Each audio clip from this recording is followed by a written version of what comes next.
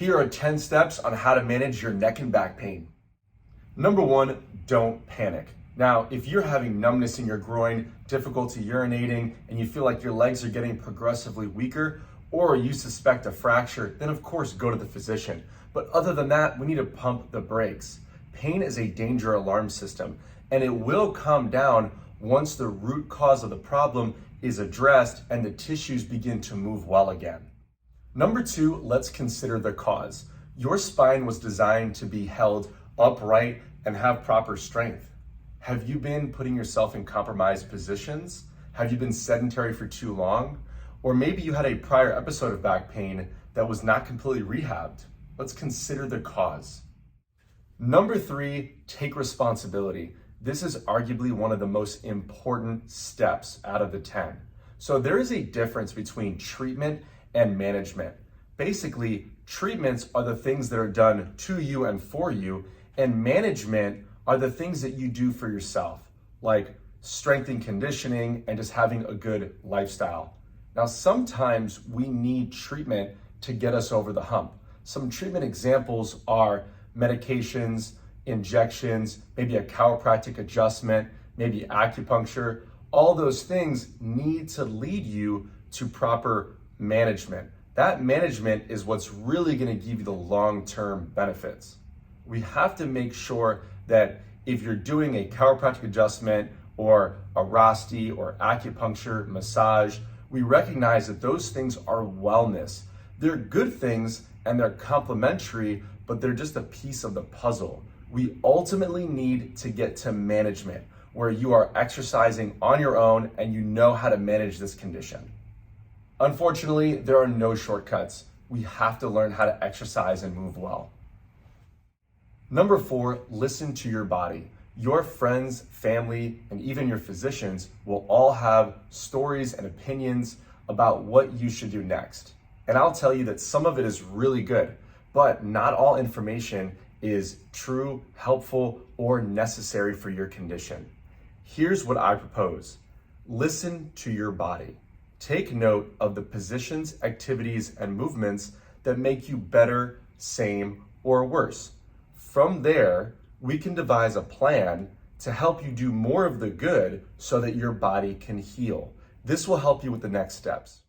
Number 5, take action. Once you've figured out what your body likes and doesn't like, you need to do more of the things that it likes.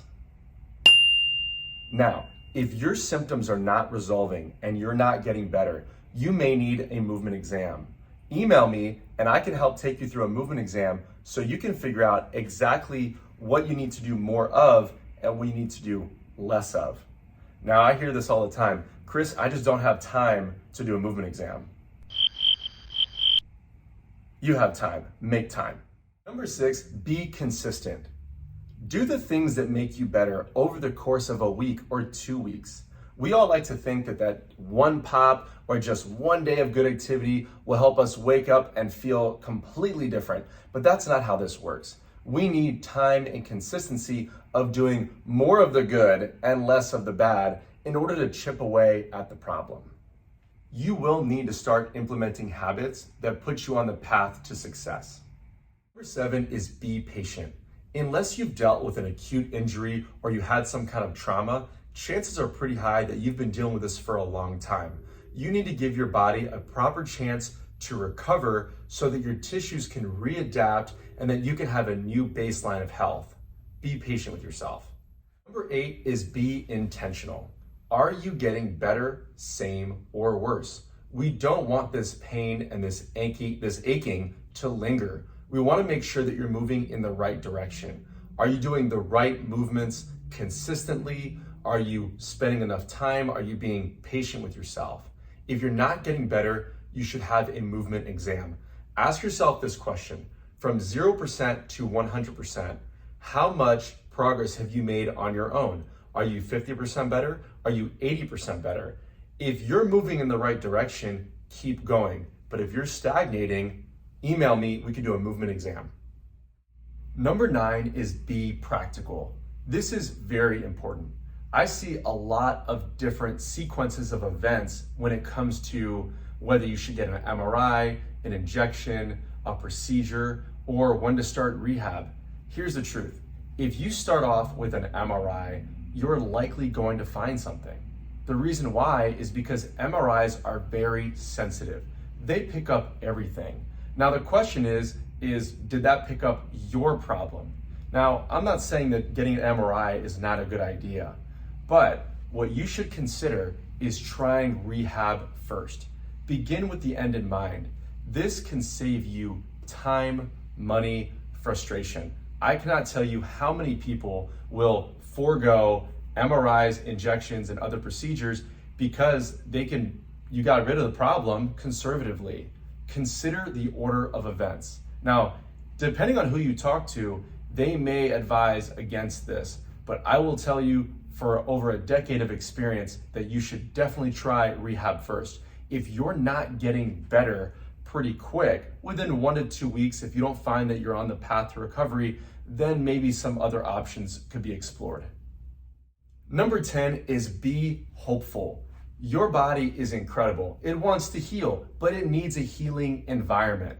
Here, consider this. If I cut my finger, it will heal in a matter of 3 to 5 days, depending on my health and my blood flow. But the bottom line is, your body wants to heal. It's just a matter of finding the correct movement exam and customized exercise program to put you on the path towards healing. So again, be hopeful. I hope this was helpful and gave you or someone you know peace of mind.